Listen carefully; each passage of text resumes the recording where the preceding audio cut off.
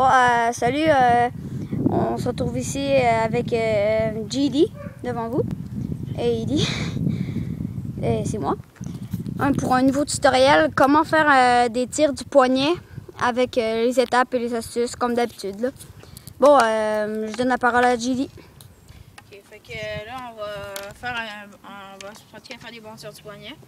Pour commencer, une petite astuce là, que moi je fais souvent dans les games. Là. Je commence à bouger de même, puis je fais des petits mouvements avec mon bâton, puis je tire. Des tirs assez puissants, un tir du poignet. C'est ça. Donc là, je vais vous montrer l'étape 1. Au début, vous mettez votre balle sur votre palette à peu près dans le milieu.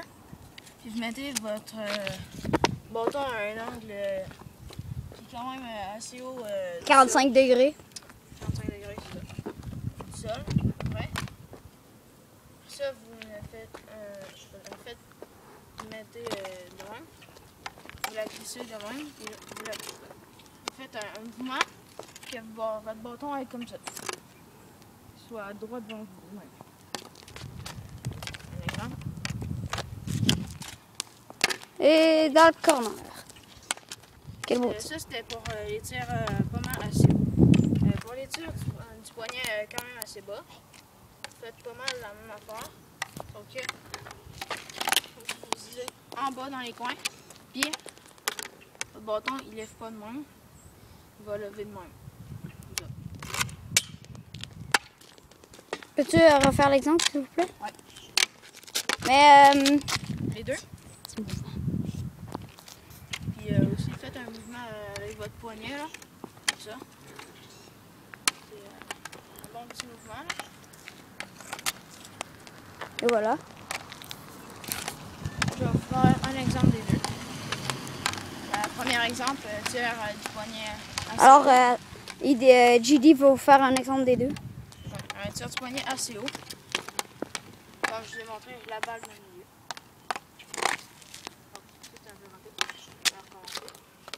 Ça arrive à tout le monde de faire des erreurs. Alors, si vous regardez bien le bâton de GD, il fait un petit mouvement de rotation avec la balle. Et assurez-vous aussi d'être précis dans votre lancer puis pas faire Pour qu'elle parte sur un char.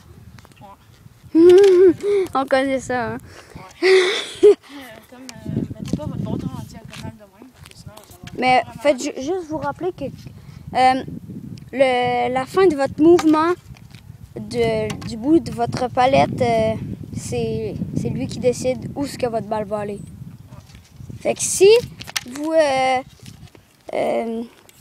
faites un mouvement super haut, vous finissez en diagonale du but environ vers là. Là, c'est sûr que ça va partir tout croche. Tandis que si votre bâton fait ça, ben là c'est normal qu'il va aller dans le but. Mais il faut quand même mettre de la force. Et voilà, un beau top. Parce que si vous faites à côté, ça va faire ça. Puis là, ça va aller loin, puis là vous allez devoir forcer vos autres attaquants à aller chercher la rondelle plus loin. Ou sinon, c'est le défenseur de l'autre équipe qui va... c'est ça, le défenseur de l'autre équipe qui va aller la chercher. Ouais, c'est ça. Alors, là, je vais faire un nouvel exemple. Un peu la même affaire, sauf que avec le mouvement de la main un petit peu rotatif, comme ça.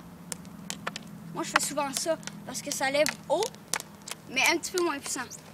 Comme ça. Vous voyez? Peux-tu le refaire? Comme ça. Donc, vous voyez, la balle, elle lève quand même. Elle lève. Donc, déjà, ça fait que votre balle lève dans votre mouvement. Tandis que si vous ne faites pas ça, elle va juste rouler comme ça par terre. Donc là, je vais vous faire un exemple que je vais faire souvent. Mais un petit conseil, si vous voulez un peu que ça lève, je sais qu'au hockey sur glace, pour que ça lève plus, je vous dribble quelques coups. Un peu la même affaire. On dribble 2-3 fois, un peu plus. On fait un petit mouvement rotatif et dans le top net. Oui. Alors, C'était c'est la fin. T'as un nouveau tutoriel avec Iggy et Judy pour comment faire des tirs du poignet avec Assez deux précis. façons. De façon différente. Fait que ça, abonnez-vous. Déjà qu'on est assez fiers de notre première vidéo. Déjà 12 vues en moins de 23 heures. Avec 3 abonnés puis 4 j'aime. C'est bon. Non, 9 j'aime. 9 j'aime? Ouais. C'est bon. On se dit à la une autre prochaine. fois. Oubliez pas de mettre un pouce vert si vous aimez. Abonnez-vous. Des défis. Ouais. Comme, Bye! bye!